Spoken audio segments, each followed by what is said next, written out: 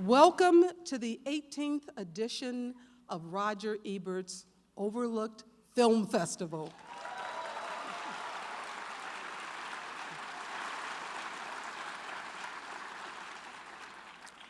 And I hope that you or Roger didn't mind that I loved it, the name with Overlooked in it, because it meant something. It meant that we were looking for gems, little gems of movies that deserved a second look, that people maybe hadn't seen enough of. It didn't mean that the movie had to be something that you'd never heard of, but something that Roger felt celebrated the human condition. And then one year, some of the directors said, we don't like to think of our movies as being overlooked. So we took the word overlooked out, and now, you know what? Now we call it Ebertfest, and I like that too. So, welcome to Ebertfest.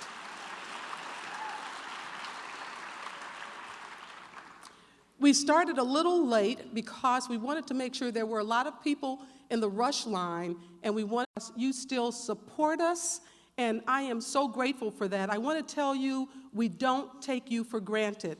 We love this community. We love all of the people who come from wherever you come from around the United States or Canada to see us.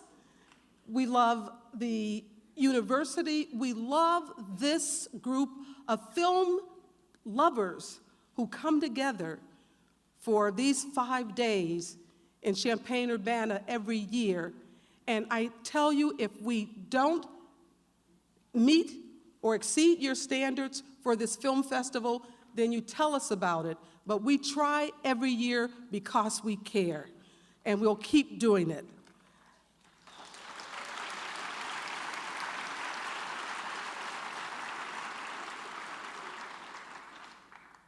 We had a little reception at the president's house, and I would like to introduce the president and his wife, Dr. Roberta Killeen, and our president, Dr. Killeen. Will you stand, please?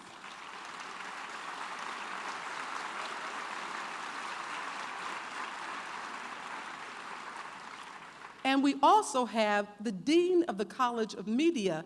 That's the college that Roger graduated from, and we have Dean Jan Slater. Will you please stand?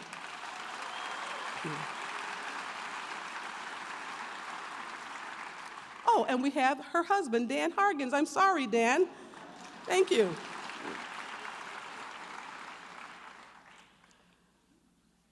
Tonight, we are going to do, oh, you know, I left it there. I'm going to have to do it tomorrow.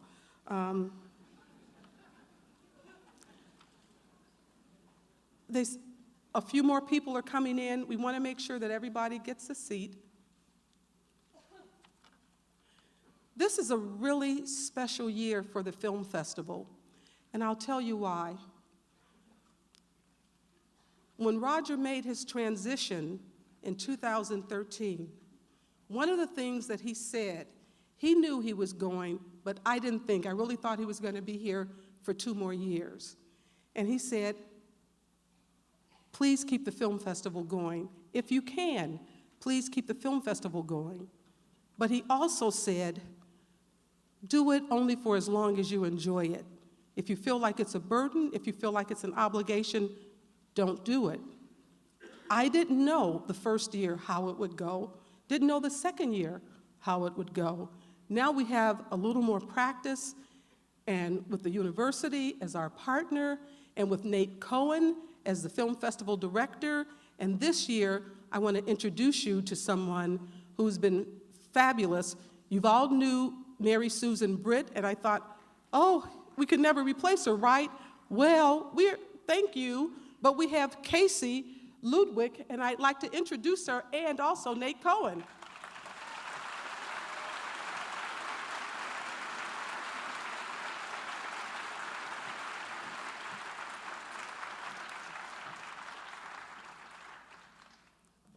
They are great to work with, and they make sure, along with all of the volunteers that we have, we want to try to provide you with the best experience. The other thing, and you probably wonder, why am I so passionate? And I'm going to tell you why. I had got just a little bit, the News Gazette, they're a wonderful newspaper. Don't get me wrong. But they wrote a little article that got me a little ticked off, talking about the ticket sales are falling, or there are too many seats, or something. I don't, for the life of me, understand the purpose of that story. As far as I'm concerned, this is not a sporting event. We don't compare one movie against the other. This is a cultural and arts and educational event.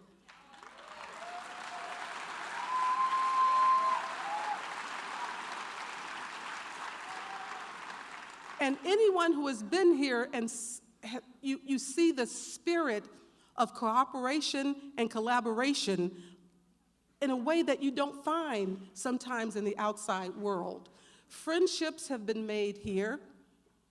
Marriages have been made here. Somebody even said babies have been made here.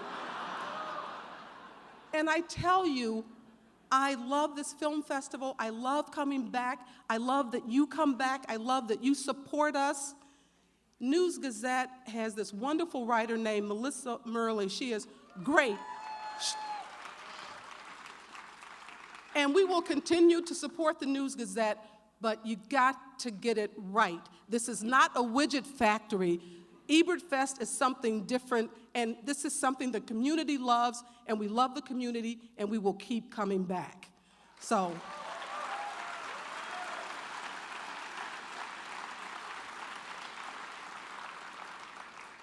and now let's get on to tonight's business.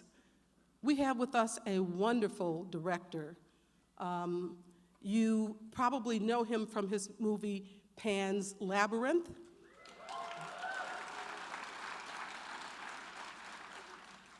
He is a producer, he's a novelist, he does movies in the Spanish language as well as English language. He's very bright. Roger and I spent one time at Cannes about 4 hours talking with him about different things, and he took out this little booklet that he draws in and he sketches and all these ideas. And Roger said, we looked at some of the sketches and we thought they looked otherworldly. Where did they come from? And he said, these are just some of the things kind of whirling around in my head. He's very creative. And I can't wait to show you his movie tonight, Crimson's Peak. But without further ado, let me introduce Guillermo del Toro.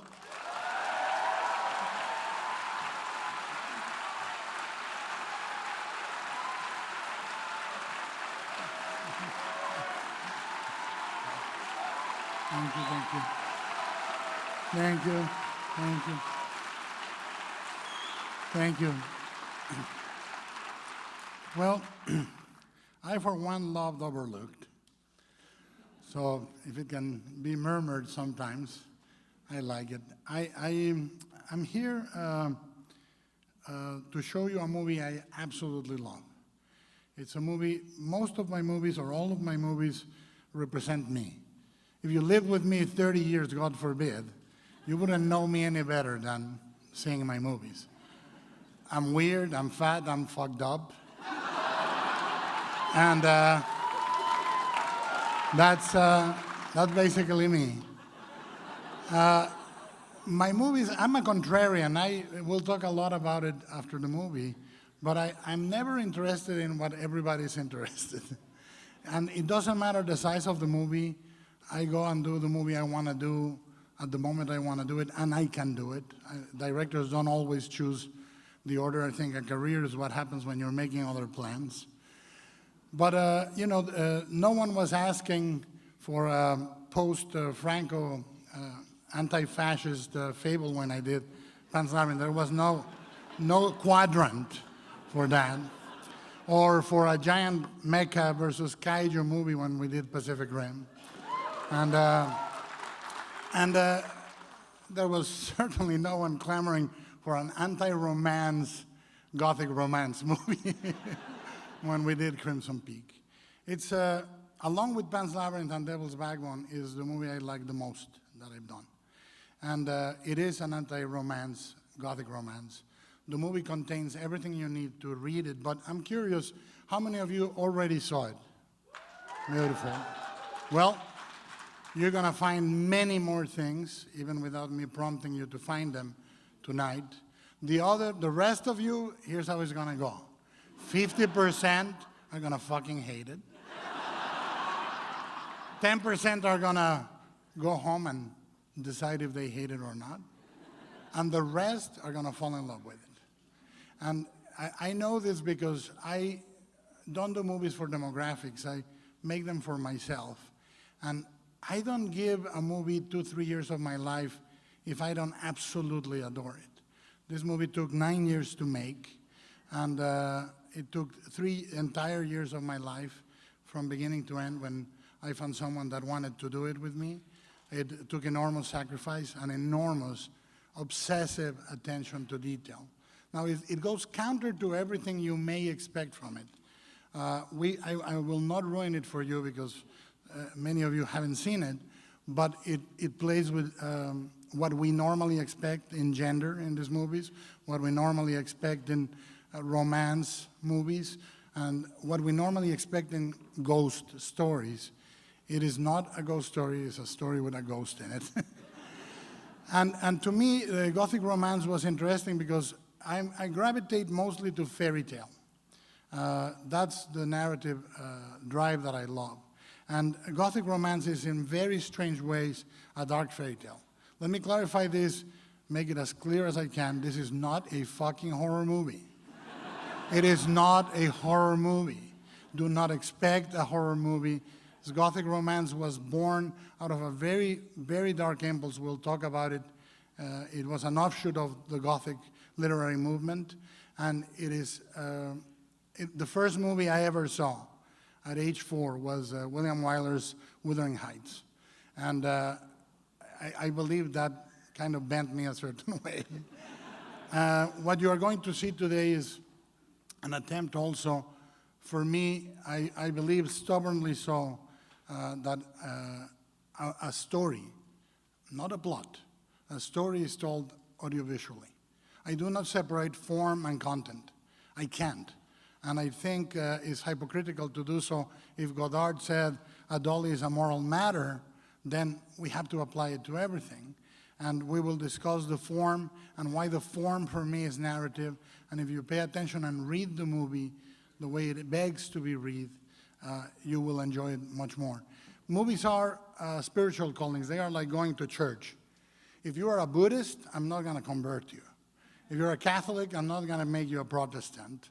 And you encounter a spiritual dimension and empathy in a movie when you see it for the first time. I think that is like going to dinner with somebody. With me, I would pick up the check but eat most of the stuff, you know, so you get both. And that is the case here. I'll pick up the check, I did, and I'll eat most of the stuff. You'll have to put up with me. The movie is passionate about its images being substance. I repeatedly say I don't do eye candy, I do eye protein. And there's a difference because they are nutritious value to them. I stubbornly refuse to follow the narrative form established in 3 acts, middle point, setup, blah, blah, blah. And the movie responds in many ways by diffusing mystery, by diffusing many of the other things. I won't ruin them for you, but also by responding to a very old model of narrative. It could easily be a 1930s movie. You know, audiences, modern tastes, under a certain light, I may look like I give a fuck, but I don't. And this movie is proof of that. Hope you enjoy it, and I'll see you after to discuss in depth. Thank you.